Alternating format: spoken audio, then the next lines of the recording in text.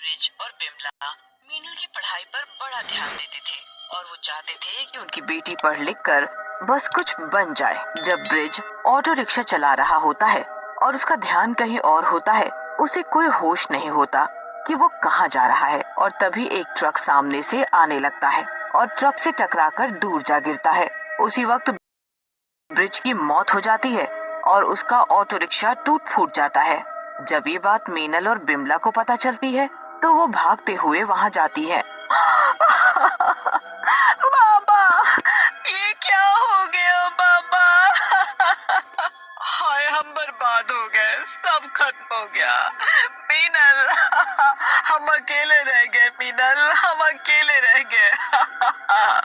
दोनों माँ बेटी बहुत रोती हैं और अकेले रह जाती हैं। कुछ दिन उनके इतने मुश्किल से निकलते हैं और फिर तो उनको पैसों की दिक्कत भी शुरू हो जाती है। मुझे अब कुछ न कुछ करना पड़ेगा, कैसे चलेगा अब? पर बेटी, कुछ मत बोलो माँ, मैंने सोच लिया है। बाबा का ऑटो रिक्शा बाहर ऐसे ही खड़ा है, मैं क्यों ना उसे दुकान की तरह इस्तेमाल करना शुरू कर दूं। पर उसमें तू किस चीज की दुकान खोलेगी? गोलगप्पे की दुकान। मैंने देखा है आजकल लोग नए नए तरीके ढूंढ रहे हैं खाने पीने की चीजें बेचने के।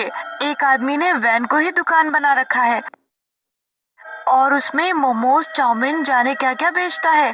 बहुत भीड़ रहती है माँ। अच्छा बताओ, आजकल क्या क्या तरीके निकाल दिए हैं लोगों ने। हाँ माँ, और मैंने सोच समझकर गोलगप्पे का काम सोचा है। उसमें सबसे कम लागत है और सबसे ज्यादा बिकते हैं। मैं अपने कॉलेज के बाहर ही ऑटो रिक्शा लेकर खड़ी हो जाऊंगी और सब मुझसे ही गोलगप्पे खाएंगे। पर तेरी पढ़ाई, तेरे बाबा का सपना था तू पढ़ लिख कर कुछ बन सके। अब बाबा ही नहीं है तो क्या सपना? अभी हमें पैसे चाहिए बस। अगले दिन मिनल ऑटो रिक्शा को अच्छे से साफ करती है और उसमें गोलगप्पे और उसका पानी और बाकी का सभी सामान लेकर निकल पड़ती है। वो कॉलेज के बाहर उस ऑटो रिक्शा को रोक देती है और गोलगप्पे बेचना शुरू कर देती है। सब लोग मीनल को ऐसे ऑटो रिक्शा में गोलगप्पे बेचता देख हैरान रह जाते हैं।